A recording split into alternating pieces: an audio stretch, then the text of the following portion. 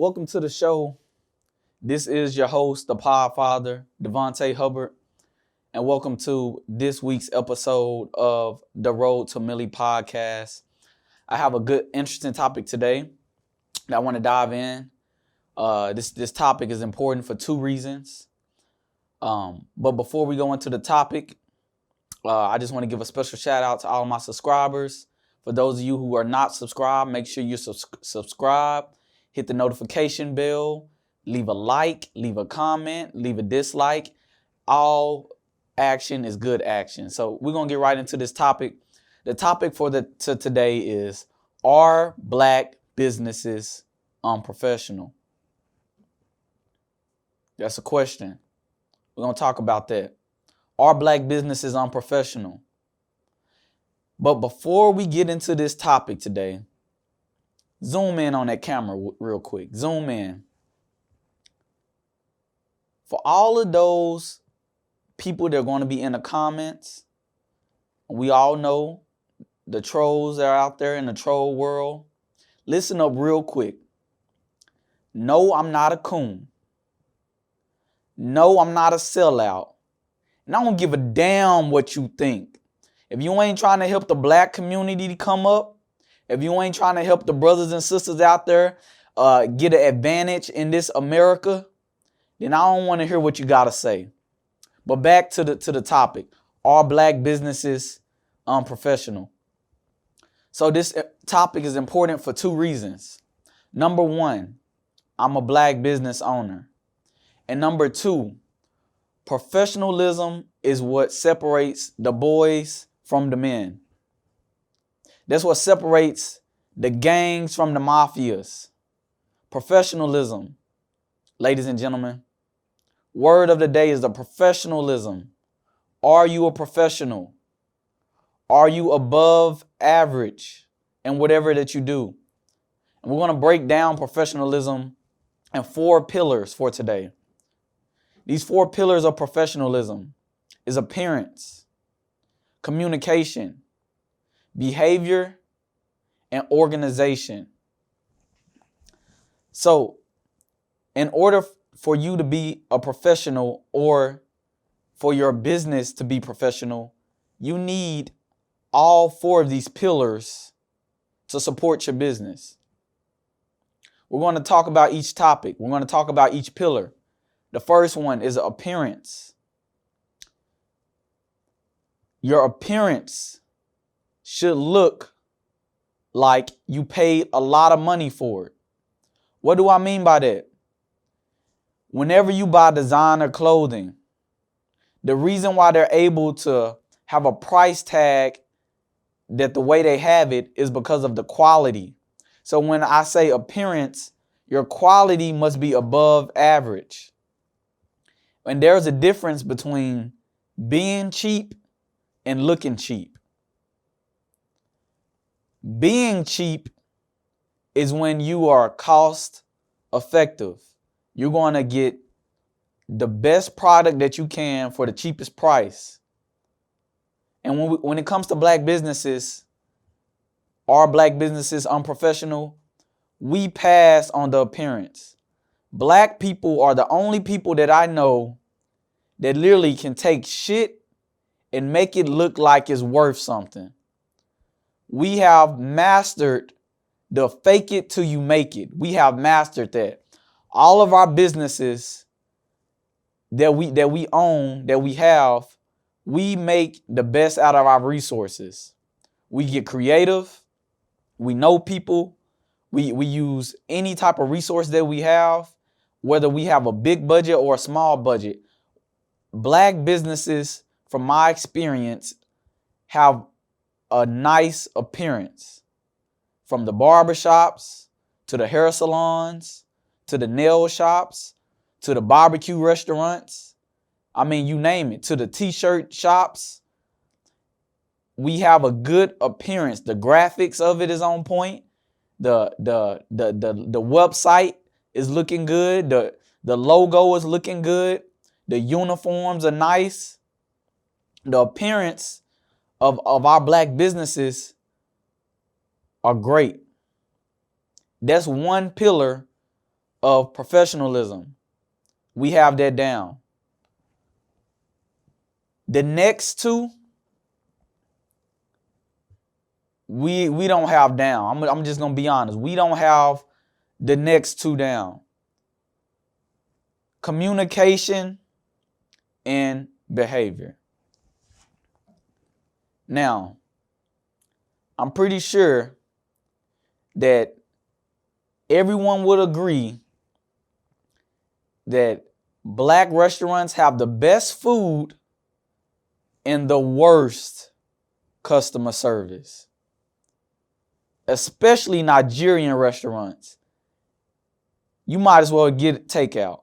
You might as well get it to go. They're going to have the best food, but they ain't trying to be no server for you. They not trying to appease you. They don't think that the customer is right. They're like, hey man, this is what you get. You want to eat the food or not? And that's one thing we got to work on, because we got to have all four pillars up in order to be considered professional. We can't just have the appearance of it. You can't just look good, but you got to have a good, in IT, we call it user experience. We got to have a good user experience for our businesses. We got to be able to greet people well. We got to be able to respond to people in a timely manner. And most importantly, when the customer is getting on your last damn nerve, you have to be able to control your temper. Because the thing about being a boss and the thing about being a business owner is, it's not just having the ego of saying that nobody can fire you, but actually being a business owner or being a boss, you're even more so an employee than someone that actually works at a job, because your employers are all the people that you want to come to purchase your product, to come use your service. So you're a boss and that no one can fire you, but you're an employee because you're giving servitude to the whole world or to the whole region or to the whole city. So we got to get out of the mindset of just, I'm the boss, this is my shop, if you don't like it, get the hell out. We got to start really having a servitude mindset so that we can give people good customer service, so that we can communicate with people. And the thing about it is, I don't blame our black businesses, because professionalism, it isn't taught in school and it isn't taught in our homes. Because when we speak to each other, we don't speak to each other in the proper English and the grammatically correct sentence structure, and the way that we communicate. We're, especially for the down south folks, we slur our words, and we keep it short. We make up words. We are creative. Black people are one of the most creative people on this planet.